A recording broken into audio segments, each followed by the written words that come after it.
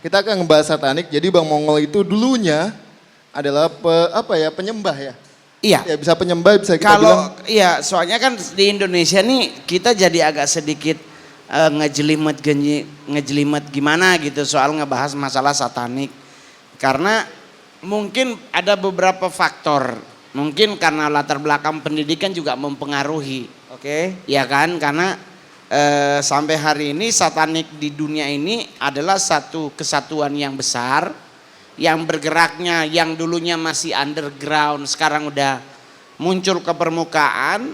Jadi otomatis kita para mantan bagaimanapun caranya kita mau hidup benar tetap nggak akan pernah dipercaya. Oke, jadi garis bawahnya adalah para mantan ya.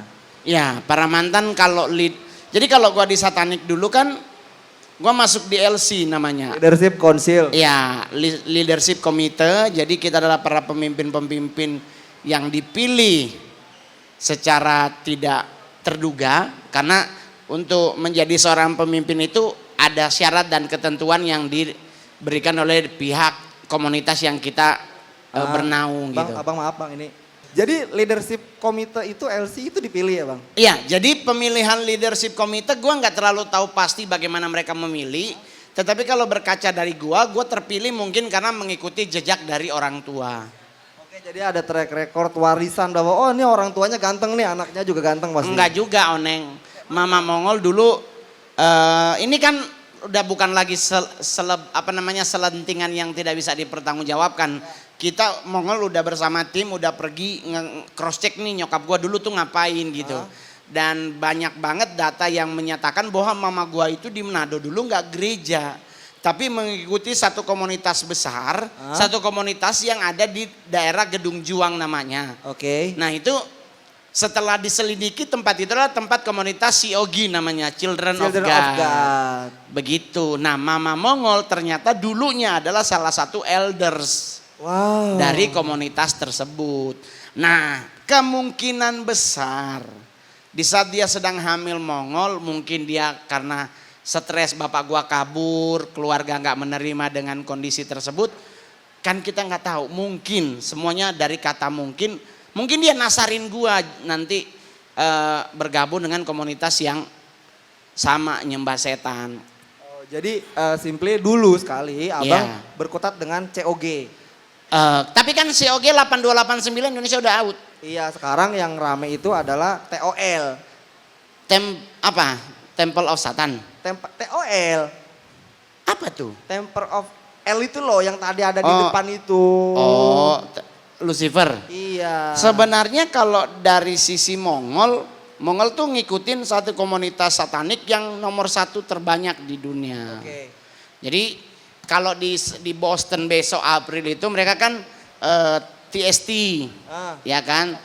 Iya, Satanic Temple. Nah, ya nggak apa-apa ya sebut ya. TST nggak apa-apa kan ya guys? Nggak apa-apa Jadi, ya. kalau Nah, kan ada- lagian juga udah booming kan, udah heboh bahwa akan udah ada heboh. pertemuan satanik, Oke, namanya SatanCon TST. 2023. SatanCon 2023 di Boston. Tapi beberapa bulan yang lalu Bang, mungkin nggak pada menyadari bahwa di Indonesia juga terjadi pertemuan serupa. Cuman Kak, permasalahannya begini, apakah yang harus kita lakukan ya tergantung dari kita. Mendekatkan diri kepada Tuhan aja lah yang paling benar. Karena Satan itu lawannya ya cuman Tuhan. Lu ngelawan setan. Nah, mendingan mendingan ngelawan setan apa ngelawan Tuhan Bang? lu mendingan ngelawan emak juga dosa ya. Jadi mendingan ngelawan setan ya Bang daripada ngelawan Tuhan. Ini ya? ngelawan setan aja deh, ajak gontok-gontokan gitu.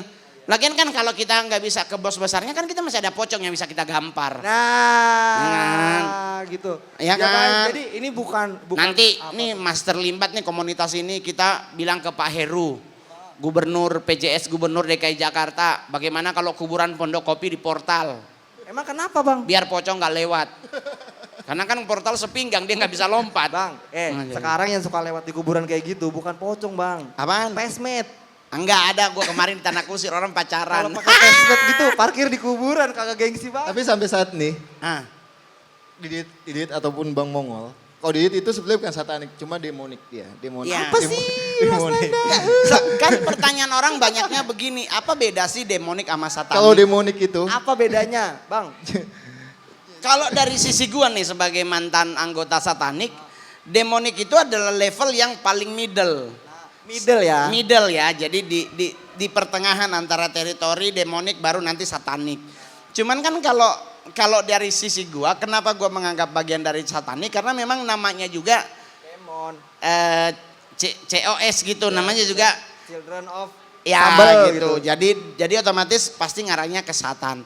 Nah di saat gua sekolah satanik dulu waktu gua aktif, kita juga mempelajari mulai dari The Nine Lord-nya. Kita mulai mempelajari sepersekian ini, kita masih mulai mempelajari namanya Angel of Corner.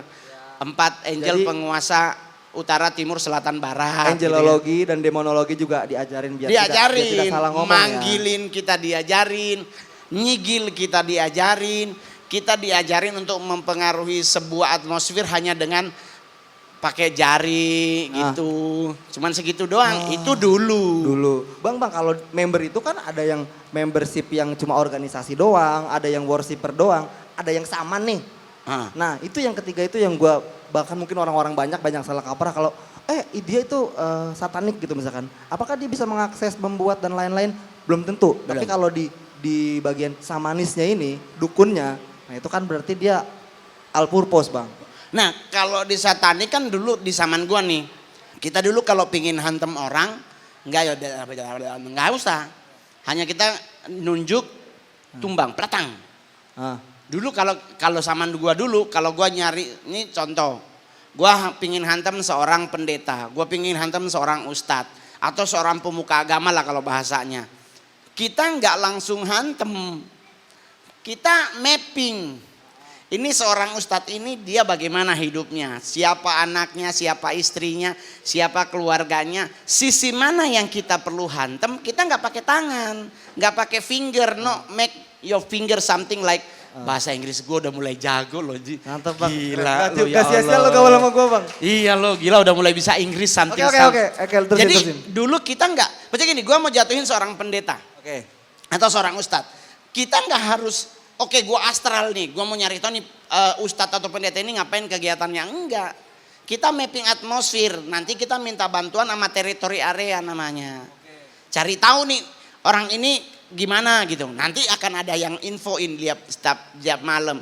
Orang ini begini, mau dihantam pakai apa. Udah kita anaknya yang kita hantam. Nah, jadi kita kadang ngirimin sesuatu ke rumah tersebut tapi bukan dalam bentuk dilemparin jenglot, Tidak. dilemparin pasir. bang kalau jenglot di Rawa Bening banyak bang. Ada di Shopee 6.000. Itu 6.000 dalamnya kardus. Kita tidak mengenal yang namanya pemberian sesajen.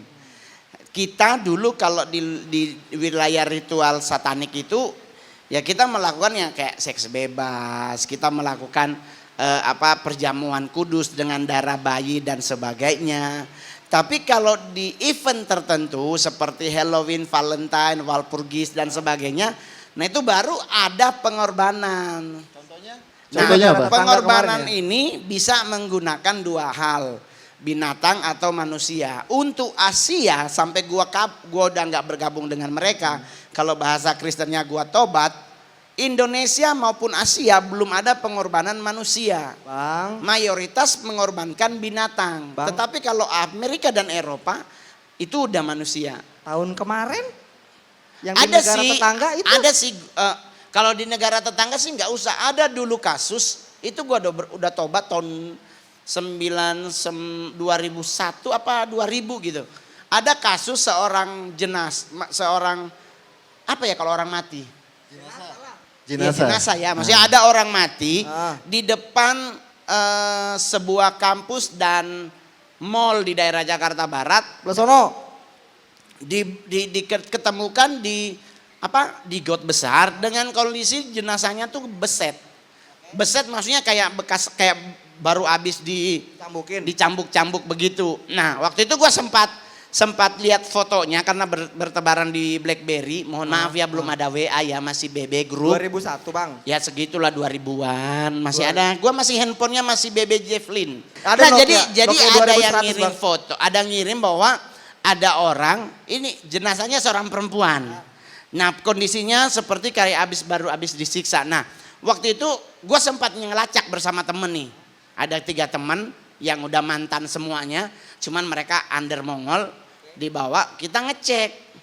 mengarahnya sih ke situ. Cuman ada wall yang kita nggak boleh nembus. Karena kalau kita nembus kita ngebuka. Namanya kita balik lagi pulang kampung Yoi, join with us again. Oke. Gitu. Untuk nyari tahu keluarga kita yang kesenggol sama satanik itu seperti apa? Apakah mereka menggunakan baju hitam-hitam? Kagak. Enggak juga, tapi identik satanik itu selalu dengan warna black.